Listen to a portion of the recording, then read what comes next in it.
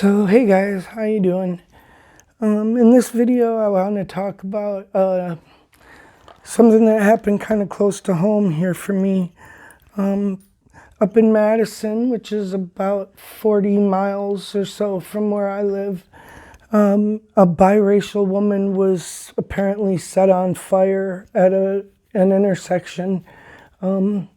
This intersection happens to be about 5-ish blocks away from our state capitol building. So, and then on a very, very busy area with the university is there.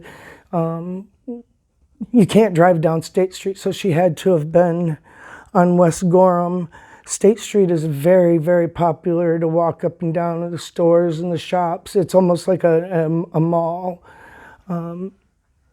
And it ends up in the university's, I think it's down at the Rathskeller, but it's down at the university, big open area for the university. Anyhow, Althea Bernstein, I don't know how to pronounce that one.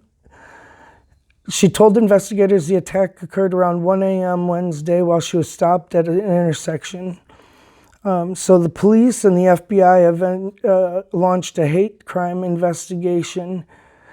She says that 4 men, where does it say here? 4 white men, one of them whom used a spray bottle to shoot liquid onto her face and neck, and then someone allegedly threw a flaming lighter at her, setting the fluid ablaze. She drove off, batting down the flames as she went. After getting home, her mother encouraged her to go to the hospital where she was treated for the burns. A Madison PD spokesperson noted she will require follow-up treatment for the injuries. These people need copy editors, as Tim Pool would say.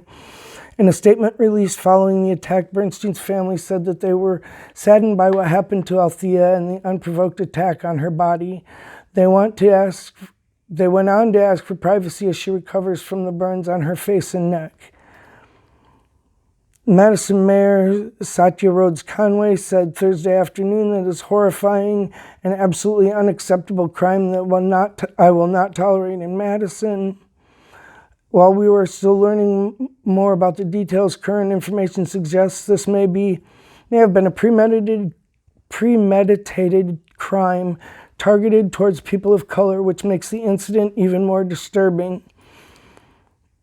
No arrests have been made thus far. The detectives on the case are following up on it. We've been in contact with the victim, going to do a thorough investigation, do everything we can to identify whoever it was involved, the chief said. NBC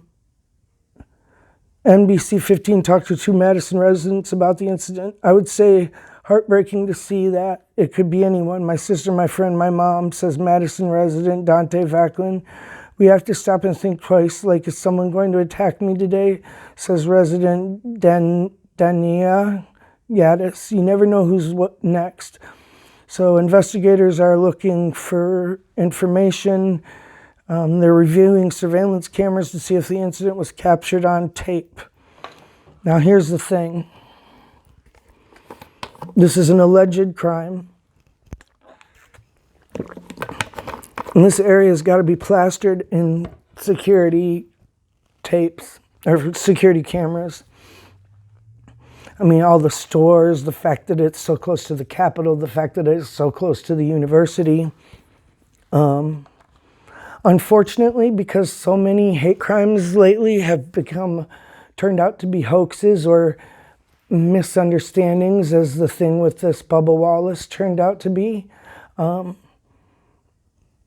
I'm going to need more evidence before I believe that this even happened. Now, she did get burned. This is a picture of her face, apparently, with the burns. So those are some pretty significant burns. That's got to be painful. But some white guy stabbed himself in the leg and tried to claim that it was a liberal calling him a Nazi or something like that. So, I mean, people are willing to hurt themselves to do these kind of things. And So for me, the jury is definitely still out about this as to whether or not it even happened. And I feel bad even having to say that. I shouldn't have to doubt this woman and what she possibly went through. But lately it seems like every single one has been a hoax. And so I don't know what to say. I don't know what to think about it. It seems a little, it just reeks a little too much of Juicy Smoulier. You know, that the white men attacked, and I don't know if they said anything or what, but, you know, just attacking her out of nowhere. Now, Madison is a really liberal town. It's the most liberal city in Wisconsin, I would say, probably because of the university and people coming from every which way. You know, there are people coming from out of the country to go to the University of Wisconsin. It's a really good school. So I really have a hard time imagining that this crime would happen in a town like that. Not saying it can't, not saying that it absolutely didn't happen. I'm just saying I'm real suspicious, because it's way too often that it seems like, I keep repeating myself, they've all been hoaxes. I mean, when was the last time one was actually real? I don't even know. It's like the little boy who cried wolf. They keep saying it over and over again, and it's not true. And maybe this one's actually true, and here I am doubting this woman and feeling like she's trying to start some shit and stir the pot. Being it was 1 a.m., I suppose, is cover of darkness. People feel a little more emboldened. Maybe someone did. It was a very populated area. 1 a.m., was it Wednesday morning? But anyway, even at 1 a.m., I'm sure there were some other people around somewhere.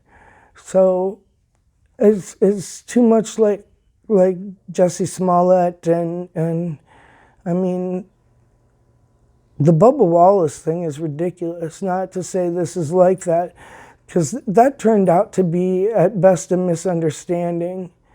I want to say a purposeful misunderstanding for attention and for victim points, but what do I know?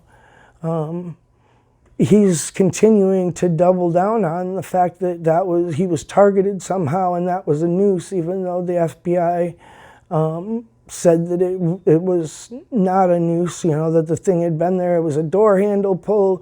It had been there for at least a year. But he still wants to play the victim and cry, and he got all this special attention, and, you know, I can see why they would want to do hate crime hoaxes. I don't know what I hope here. Part of me hopes she's lying, because I don't want this to be true about my state, you know, my state capital, which is pretty liberal.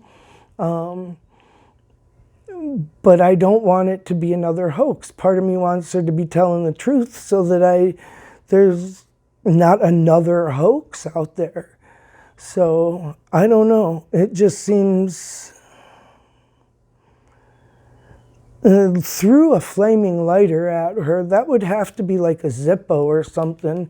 And so that would have, I would imagine, fingerprints if the lighter is still available. So hopefully the cops have enough evidence, or can gather up enough evidence that they can figure out what really happened here. It'll be real interesting to see what they come up with. If there is video of the incident, I hope they release it so that I can see and feel like, okay, this actually did happen to her, and I don't have to doubt her. But sadly, I doubt her. I don't know what else to say. It's too bad. People need to stop playing the victim, and we need to stop treating people so deferentially, I think would be the word, when they're a victim of something. Even when it's true, then they are a victim of something. We baby them and we give them special attention and special privileges. I mean, look what happened with Bubba Wallace. Like, all these people pushing his car and, you know, all of this, you know, big fanfare, and everybody was standing up with him, and, you know, that's a lot of special attention. So I don't know. I don't think it happened. And I don't know if I hope I'm wrong or what I hope. I don't want this to be a hoax, but I also don't want it to have actually happened. So I don't know what you guys think.